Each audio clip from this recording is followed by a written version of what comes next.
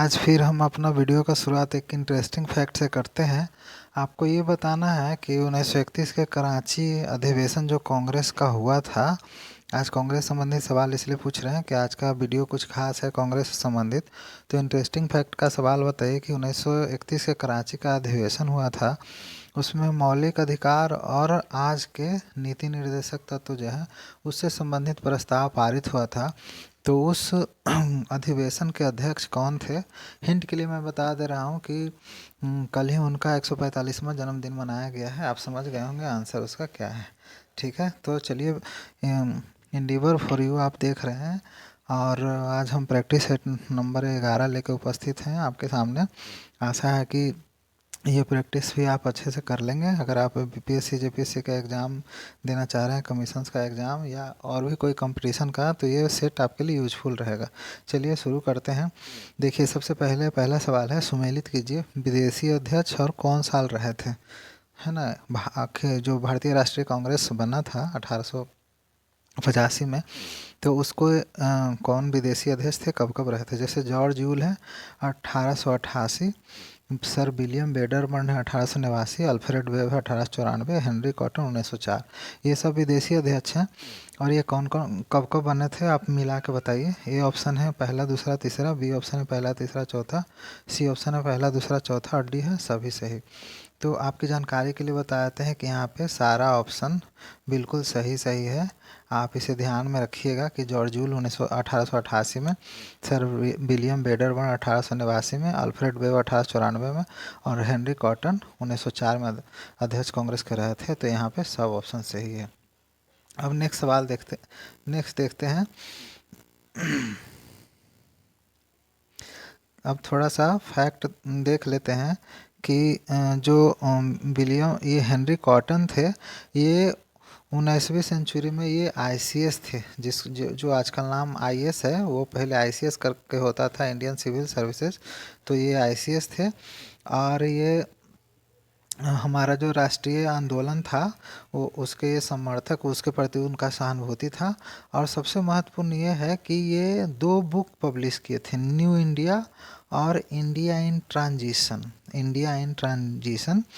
है ना। तो ये दो बुक लिखे थे, ये भी ध्यान में रखिएगा। कांग्रेस के अध्यक्ष थे और ये कलकत्ता म्यूनिसिपल कॉरपोरेशन के से भी जुड़े हुए थे। उसके बाद है कि ये इंडियन होम रूल का एडवोकेट किए थे, बोले थे कि ये बनना चाहिए। और 1904 में कांग्रेस के ये 20वां अध्यक्ष बने थे बॉम्बे में जो अधिवेशन हुआ था। तो थोड़ा सा हेनरी कॉटन के बारे में जान लिए हम लोग। फिर नेक्स्ट सवाल देखते हैं। ये बहुत आज का सबसे आसान सवाल है। भारतीय राष्ट्रीय कांग्रेस के प्रथम अधिवेशन के अध्यक्ष कौन थे? ये हम व्योमेश चंद्र बनर्जी, बदरुद्दीन तैयब जी, इनमें से कोई नहीं। तो सबसे आसान सवाल है, व्योमेश चंद्र बनर्जी कांग्रेस के प्रथम अध्यक्ष थे। और हमको ये जानना यहाँ पे ज़रूरी है कि कांग्रेस की स्थापना ये हम किए थे, ये तो आपको पता ही होगा, है ना। शिमला का संत इनको कहा जाता है। और उस समय भारत के वायसराय थे लॉर्ड डफरिन। ठीक है। और इसका पहला जो अधिवेशन हुआ था उसमें 72 सदस्य भाग लिए थे और ये बम्बई के गोकुलदास तेजपाल भवन में हुआ था। ये गोकुलदास तेजपाल भवन है बम्बई में, वहाँ पे इसका पहला अधिवेशन हुआ था। और 1920 के जो राष्ट्रीय कांग्रेस का अधिवेशन जो नागपुर में हुआ था, उसमें कांग्रेस पार्टी ज्वाइन करने के लिए सालाना चंदा 4 आना, आज पता नहीं आप लोग को पता भी होगा कि नहीं 4 आना क्या होता है। 4 आना इक्विवेलेंट टू 25 पैसे, तो 25 पैसा चंदा देना पड़ता था कांग्रेस के सदस्य बनने के लिए। तो सोचिए आज का कांग्रेस का सदस्य बनने के लिए कितना देना पड़ता है, वो तो पता नहीं आपको पता हो नहीं हो, लेकिन एनीवे। अब नेक्स्ट सवाल देखते हैं। दादा भाई नौरोजी कांग्रेस के अध्यक्ष कब कब रहे थे? सबको पता है दादा भाई नौरोजी कांग्रेस के अध्यक्ष 3 बार रहे थे, 3 टाइम्स। दादा भाई नौरोजी, पहला है 1886, दूसरा 1892, तीसरा है 1893, चौथा 1906 और पाँचवा 1887। तो आप बताते जाइए कब कब कांग्रेस का अध्यक्ष थे। यहाँ पे ऑप्शन है, तो इसका सबसे सही आंसर है, जैसे देखिए 1886 में कांग्रेस का जो दूसरा अधिवेशन हुआ था, grand old man of India. ये देखिए grand old man of India इनको बोलते हैं, grand old man of India कौन है? दादा भाई नौरोजी। तो ये कांग्रेस के अध्यक्ष 3 बार रहे थे, एक बार 1886 में, दूसरा बार 1893 में और तीसरा बार 1906 में। अब देखिए पहला, तीसरा, चौथा, ये ऑप्शन नंबर डी।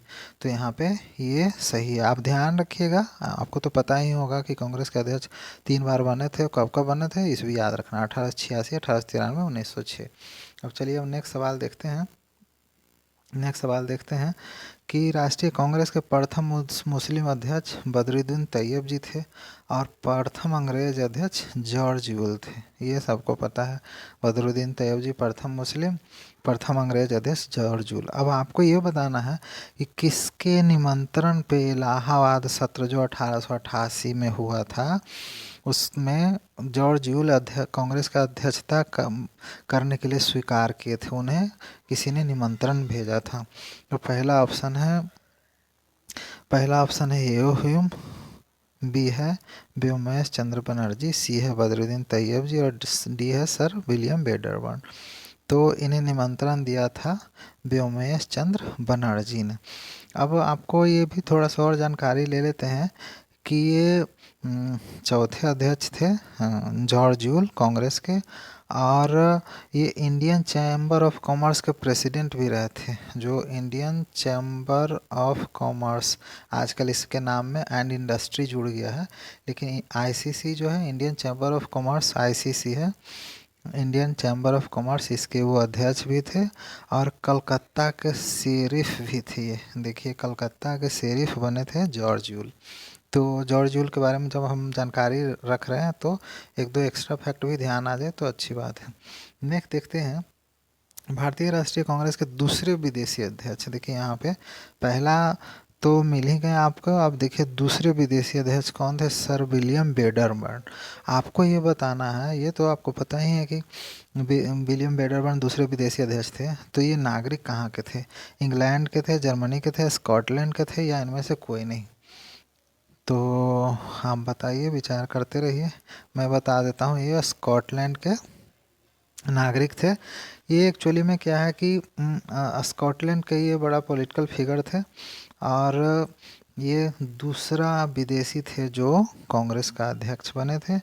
और 1895 में जो बेबली कमीशन, और इसी का दूसरा नाम है रॉयल कमीशन ऑन एक्सपेंडिचर, ठीक है, रॉयल कमीशन ऑन एक्सपेंडिचर बना था, उसको भी ये रिप्रेजेंट किए थे। और 1901 में फेमिन यूनियन बना था, उसमें भी ये भाग लिए थे।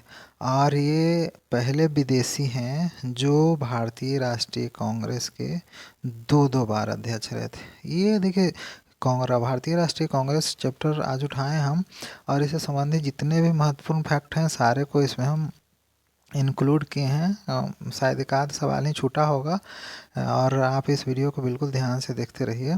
और अगर पसंद आया वीडियो तो लाइक शेयर एंड सब्सक्राइब जरूर करिएगा। तो हम बता रहे थे कि ये विदेशी हैं जो भारतीय राष्ट्रीय कांग्रेस के 2 बार अध्यक्ष रहे हैं, एक 1889 में और एक 1910 में, ठीक है। तो अब नेक्स्ट सवाल देखते हैं कि भारतीय राष्ट्रीय कांग्रेस के किस अधिवेशन में कांग्रेस का एक और नाम राष्ट्रीयता रखा गया था? देखिए कांग्रेस का एक नाम राष्ट्रीयता भी रख दिया गया था। तो आपको ये बताना है कि भारतीय राष्ट्रीय कांग्रेस का वो कौन सा अधिवेशन था उसमें रखा गया था? 1890, 1891, 1892, 1893? आप सोच के बताइए। मैं हिंट दे देता हूँ कि उस अधिवेशन के अध्यक्ष थे पी आनंद चार्लू। उस जो अधिवेशन हुआ था उसके अध्यक्ष थे पी आनंद चार्लू। बताइए, चलिए मैं बता देता हूँ। इसका सही आंसर है 1891। 1891 में जो अधिवेशन हुआ था उसमें कांग्रेस का एक और नाम राष्ट्रीयता रखा गया था। नेक्स्ट सवाल देखते हैं। 1896 के कलकत्ता अधिवेशन में पहली बार रविंद्रनाथ टैगोर द्वारा रचित वंदे मातरम, जानते हैं हम लोग का नेशनल सॉन्ग वंदे मातरम है, रचना कौन किया था? रविंद्रनाथ टैगोर। इसको गाया कौन था? बंकिम चंद्र चटर्जी। कब गाए थे? 1896 के कलकत्ता अधिवेशन में। देखिए आप गौर से देखिए तो इसमें 4 जीके छुपा हुआ है। 1896 में कलकत्ता का अधिवेशन कांग्रेस का कहाँ हुआ था? तो कलकत्ता में। रविन्द्रनाथ टैगोर क्या रचे थे? तो वंदे मातरम। ये क्या है? तो नेशनल सॉन्ग। गाया कौन था? तो बंकिम चंद्र चटर्जी। देखिए इतना सारा सवाल अभी हो गया। मेरा सवाल अब शुरू हो रहा है कि उस अधिवेशन के अध्यक्ष कौन थे? तो ए है सुरेंद्रनाथ बनर्जी, बी है रहमतुल्ला सयानी, सी है शंकर नायर और डी है अल्फ्रेड बेव। तो वंदे वंदे मातरम के समय रहमतुल्ला सयानी थे कांग्रेस के अध्यक्ष। और जैसे ये हमारा हो गया नेशनल सॉन्ग, वैसे ही हमारा है नेशनल एंथम। जानते होंगे जन गण मन, हमारा जो नेशनल एंथम है जन गण मन, इसको 1911 के कलकत्ता अधिवेशन में गाया गया था, जन गण मन। और उस समय कांग्रेस के अध्यक्ष कौन थे? बी एन धर। तो ये सब देखिए ध्यान रखिएगा। तो 1 2 3 मतलब आप ऐसे समझिए, कलकत्ता सेशन जो हुआ था 1911 का, उसमें जनगण मन गाया गया था। जनगण मन हम लोग का नेशनल एंथम है। प्रेसिडेंट कौन थे? बी एन धर। तो इस तरह से देखिए इसमें करीब करीब 4 5 सवाल इंक्लूड है कांग्रेस से ही संबंधित। और ये सब ऐसे छोटे छोटे सवाल हैं, अक्सर एग्जाम में आ जाएगा। नेशनल सॉन्ग नेशनल एंथम में गड़बड़ाना नहीं है और अध्यक्षता में भी नहीं गड़बड़ाना है। ठीक है, नेक्स्ट सवाल ले लेते हैं। राष्ट्रीय कांग्रेस के किस अधिवेशन में भू राजस्व के अस्थायी निर्धारण की मांग की गई? जिसको भू राजस्व का स्थायी निर्धारण मतलब permanent fixation of land revenue, जैसे permanent settlement of Bengal, this that, ये सब पहले देखते होंगे इतिहास में कि जो भी रेवेन्यू आता था सरकार को, उस समय ज़मीन वाला ही लगान वसूली चलता था ज़्यादा। तो भू राजस्व का स्थायी निर्धारण का मांग किया। तो आपको ये बताना है कि किस अधिवेशन में मांग की गई। ये 1896 का अधिवेशन था कि 1897 का कि 1898 का कि 1899 का? हम आपको हिंट दे देते हैं कि उस समय कांग्रेस के प्रेसिडेंट आरसी दत्त थे।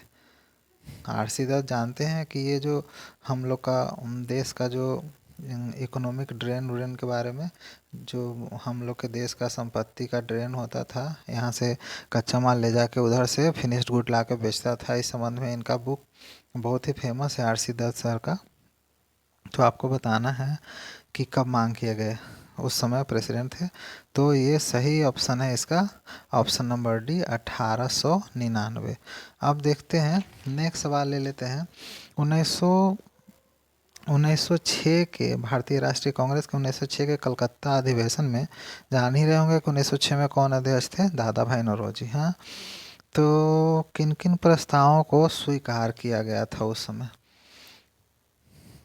कांग्रेस के अधिवेशन में? स्वराज, बाइकॉट आंदोलन, स्वदेशी एवं राष्ट्रीय शिक्षा। जानते हैं कि जब बंगाल विभाजन हुआ था तो हमारे देश में एक बाइकॉट और स्वदेशी का लहर दौड़ गया था, क्योंकि फॉरेन गुड्स को बहुत उस समय बहिष्कार किया गया था, है ना। बहुत जगह आंदोलन हुआ था इस संबंधित में बंगाल विभाजन के समय, क्योंकि इंडिया के लोग को पता चल गया कि ये यूनिटी को वो तोड़ना चाहते हैं, है ना, बांटना चाहते हैं, फूट डालो राज करो। तो यहाँ पे देखिए ये 3 ऑप्शन है, ऑप्शन नंबर डी, ये इसका तीनों सही है। स्वराज भी स्वीकार किया गया था, बाइकाट आंदोलन भी, स्वदेशी और राष्ट्रीय शिक्षा, ये सारा सही है। नेक्स्ट सवाल देखते हैं। 1907 के कांग्रेस के अधिवेशन में नरम दल एवं गरम दल में फूट हो गया। उस अधिवेशन के अध्यक्ष कौन थे? तो पता ही होगा कि 1907 में फूट हुआ था, तो इसके अध्यक्ष कौन थे? रास बिहारी बोस, गोपाल कृष्ण गोखले, मदन मोहन मालवीय और विलियम बेडरबर्न। तो इसका सही आंसर है रास बिहारी बोस। तो अब देखिए नरम गरम, ऐसे बिजली के हिसाब से देखिए तो ठंडा तार गरम तार होता है, तो इन दोनों में फिर कंप्रोमाइज़ हो गया था। देख, कंप्रोमाइज़ हो गया था 1916 में। 1916 में दोनों में सुलह हो गया नरम गरम दल में। तो उस समय कांग्रेस के अध्यक्ष कौन थे? एसी मजूमदार। अब ऐसे समझिए कि जो एयर कंडीशन होता है ना, एयर कंडीशन में लोग थोड़ा ठंडा कूल हो जाते हैं। तो ये जो नरम दल गरम दल आपस में दोनों मिल गया, 1907 में फुट हुआ और जस्ट 9 साल बाद दोनों को एयर कंडीशन मजूमदार क्या किए? दोनों में सुलह कराए, वही अध्यक्ष रहे थे कांग्रेस के। ठीक है, नेक्स्ट सवाल देखते हैं। भारतीय राष्ट्रीय कांग्रेस के प्रथम महिला अध्यक्ष एनी बेसेंट थी। एनी बेसेंट जानते हैं? एनी बेसेंट प्रथम महिला अध्यक्ष थी भारतीय राष्ट्रीय कांग्रेस के। तो किस अधिवेशन की अध्यक्षता की थी? ऑप्शन ए है 1914। ये हिंट के लिए मैं जगह का नाम भी दे दिया हूँ, 1914, 15, 16 और 17। तो इसका सही आंसर कौन सा होगा? 1917 के कलकत्ता अधिवेशन। ठीक है, अब नेक्स्ट सवाल देखते हैं। थोड़ा एनी बेसेंट के बारे में जान लेते हैं। एक्चुअली में ये 26 साल में ही ये ब्रिटेन बेस्ड थी और नेशनल सेकुलर सोसाइटी एक था, उससे ये जुड़ी हुई थी और थियोसॉफी रिलेटेड वर्क से भारत आई थी।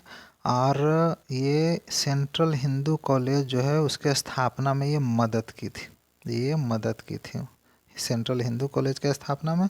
और हैदराबाद जो अभी सिंध में पड़ता है, नेशनल कॉलेजिएट बोर्ड जो मुंबई में है, मुंबई में 1922 में हुआ, उसके स्थापना में भी ये मदद की थी। और नेक्स्ट देखिए कि 1907 में थियोसॉफिकल सोसाइटी के ये 1907 में प्रेसिडेंट बने, थियोसॉफिकल सोसाइटी ऑफ इंडिया नहीं, थियोसॉफिकल सोसाइटी के अध्यक्ष 1907 में बनी, जिसका हेडक्वार्टर चेन्नई के अडयार में। तो और एक और इंटरेस्टिंग फैक्ट देखते होंगे कि प्रथम भारतीय महिला, देखिए ये एनी बेसेंट भारत की पहली महिला अध्यक्ष कांग्रेस की, और प्रथम भारतीय महिला जो कांग्रेस का अध्यक्ष बनी। तो एक्चुअली में ये दूसरे देश की थी एनी बेसेंट। और तो सरोजिनी नायडू 1925 को कानपुर अधिवेशन में, कांग्रेस के कानपुर अधिवेशन में कांग्रेस के अध्यक्ष थी। तो प्रथम भारतीय महिला जो कांग्रेस का अध्यक्ष है वो है सरोजिनी नायडू। प्रथम महिला अध्यक्ष जो कांग्रेस का बनी वो है एनी बेसेंट। नेक्स्ट देखते हैं 1929 के लाहौर अधिवेशन, जानते हैं पूर्ण स्वराज का प्रस्ताव पारित हुआ था। ये बहुत इंपॉर्टेंट सवाल है, कई बार एग्जाम में आ चुका है, रिपीटेडली कई बार एग्जाम में आ चुका है। तो उसके अध्यक्ष कौन थे? पूर्ण स्वराज का प्रस्ताव पारित हुआ था। तो ए है जवाहरलाल नेहरू, बी है मोतीलाल नेहरू, सी है गोपाल कृष्ण गोखले, डी है नन ऑफ दीज। तो इसका सही आंसर है जवाहरलाल नेहरू। नेक्स्ट देखते हैं कि भारतीय राष्ट्रीय कांग्रेस के किस अधिवेशन में खद्दर, जिसको खादी भी बोलते हैं, खद्दर पहनना आवश्यक घोषित किया गया। ये बताना है कौन सा अधिवेशन था, 1924, 1925, 1926, 1927। तो आप विचार करिए और बताइए। मैं हिंट के लिए बता देता हूँ कि उस साल कांग्रेस के अध्यक्ष थे श्रीनिवास अयंगर। तो चलिए 1924 में पता है कि गांधी जी एक ही बार कांग्रेस के अध्यक्ष बने थे, वो है 1924, वो बेलगांव में कांग्रेस, कर्नाटक के बेलगांव में कांग्रेस का अधिवेशन हुआ था। तो गांधी जी सिर्फ एक ही बार कांग्रेस का अध्यक्ष बने थे 1924 में। 25 में अभी हम डिस्कशन कर चुके हैं कि भारतीय राष्ट्रीय कांग्रेस के प्रथम भारतीय महिला अध्यक्ष, 1925 में कानपुर में बनी थी अध्यक्ष सरोजिनी नायडू। और श्रीनिवास अयंगर ये अध्यक्ष बने थे 1926 में। और इसी समय घोषणा हुआ था कि खद्दर पहनना आवश्यक है, ये घोषित हुआ था। और 1927 में एम ए अंसारी थे कांग्रेस के। नेक्स्ट सवाल देखते हैं, सुभाष चंद्र बोस के अध्यक्षता में भारतीय राष्ट्रीय कांग्रेस का अधिवेशन 1938 में, कहने का मतलब कि 1938 में सुभाष चंद्र बोस कांग्रेस के अध्यक्ष थे। और उसी समय राष्ट्रीय योजना समिति जो नेशनल प्लानिंग कमेटी का गठन हुआ था जवाहरलाल नेहरू की अध्यक्षता में। तो आपको ये बताना है कि इसमें देखिए ये इसलिए जोड़ा गया है कि अभी जो हम लोग का प्लानिंग कमीशन है ना, उसका ओरिजिन यहीं पे है।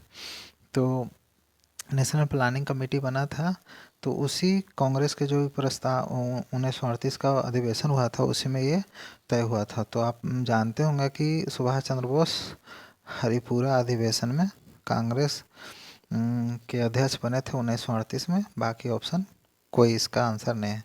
नेक्स्ट देख लेते हैं, आज़ादी के आंदोलन के समय भारतीय राष्ट्रीय कांग्रेस का अधिवेशन किन वर्षों के दौरान नहीं हो सका? इस समय कुछ वर्ष ऐसा ड्यूरेशन था कांग्रेस का जिस समय कांग्रेस का अधिवेशन हुआ ही नहीं। आपको बताना है कि कौन सा सही आंसर है। 1940 से 44, 41 से 45, 42 से 44, 1940 से 43। तो इसमें से तो कोई ऐसा नहीं है। तो एक्चुअली में ये है, देखिए यहाँ पे ये थोड़ा लगता है कि टाइपिंग में गड़बड़ हो गया, टाइपिंग मिस्टेक। 1941 से लेके 1945 तक। ये ऑप्शन नंबर बी समझिए सही आंसर है। 1941 से 1945 तक के कांग्रेस का कोई अधिवेशन हुआ ही नहीं। जैसे ऐसे समझिए कि क्विट इंडिया मूवमेंट शुरू हुआ है ना, क्विट इंडिया मूवमेंट हुआ, फिर बेबल प्रस्ताव आया, क्रिप्स मिशन आया, राष्ट्रीय नौसेना आंदोलन। मतलब इस समय ना मैक्सिमम, जैसे क्विट इंडिया आंदोलन के समय जानते हैं कि जितने भी हमारे लीडर थे, देश के महत्वपूर्ण नेता, सबों को जेल में डाल दिया गया। तो कई सारे वजह थे, उनमें से ये भी एक महत्वपूर्ण वजह है। तो 1941 से 1945 तक के कांग्रेस का अधिवेशन हुआ ही नहीं। ठीक है, अब नेक्स्ट सवाल देखते हैं कि मस्तिष्क के किस भाग का काम प्रतिवर्ती क्रियाओं का नियंत्रण करना होता है। मस्तिष्क के किस भाग का काम। अब बोलिए रिफ्लेक्स एक्शन होता क्या। रिफ्लेक्स एक्शन ऐसे समझिए कि ये इनवॉल्यूंटरी और इंस्टेंटेनियस मूवमेंट है। जैसे ऐसे समझिए कि आप किसी से बात कर रहे हैं, अकस्मात कोई थप्पड़ उठाया तो कैसे आपका पलक झपक जाता है, आप डर के गर्दन पीछे कर लेते हैं। तो आप प्लानिंग करके नहीं करते हैं, कुछ ऐसा घटना है जो जैसे होता है उसी के हिसाब से आप इमीडिएट एक्शन लेते हैं, तो उसी को बोलते हैं रिफ्लेक्स एक्शन। तो इसका नियंत्रण कौन करता है। ए ऑप्शन है सेरेब्रम, बी है सेरेब्रल, सी है मेडुला ऑब्लोंगेटा और डी नॉन ऑफ दी। तो इसका सही आंसर होगा option number C, medulla oblongata. Next सवाल देखते हैं, किस हार्मोन को लड़ो और उड़ो हार्मोन कहा जाता है। ये आसान ही सवाल है, आपको एक बार भी पढ़े होंगे तो समझ में आ जाएगा। ये ऑप्शन है एड्रेनालिन, बी है कॉर्टेक्स, सी है एसटीएच सोमेटोट्रोपिक हार्मोन है और डी एडीएच है। तो इसका सही आंसर है ऑप्शन नंबर ए, एड्रेनालिन। इसको बोलते हैं लड़ो और उड़ो। और जो यहाँ जो एडीएच आप यहाँ जो आप एडीएच यहाँ जो आप जो एडीएच देख रहे हैं, एडीएच क्या है। एडीएच ऐसा हार्मोन है जो इसको बोलते हैं anti diuretic hormone. Anti diuretic hormone ये हमारे शरीर में जल जल का संतुलन है ना, शरीर में पानी का बैलेंस कौन बना के रखता है। तो एंटी ड्यूरेटिक हार्मोन, ऐसे समझिए एंटी ड्यूरेटिक हार्मोन है, जल का संतुलन बनाए रखता है। तो एडीएच है। नेक्स्ट देखते हैं, प्रत्येक फेफड़ा एक झिल्ली द्वारा घिरा रहता है, उसे क्या कहते हैं। ट्रैकिया, ग्रसनी, प्लूरल मेम्ब्रेन, म्यूकस मेम्ब्रेन। तो आप बताइए, साइंस का अगर बायोलॉजी का कुछ बेसिक जानकारी होगा तो ही ये बन सकता है, अदरवाइज थोड़ा मुश्किल है। इसका सही आंसर है प्लूरल मेम्ब्रेन। तो ये रहा आपका 18 सवाल आज का। अगर वीडियो आपको पसंद आया तो लाइक, सब्सक्राइब एंड शेयर ज़रूर करेंगे। Thanks for watching.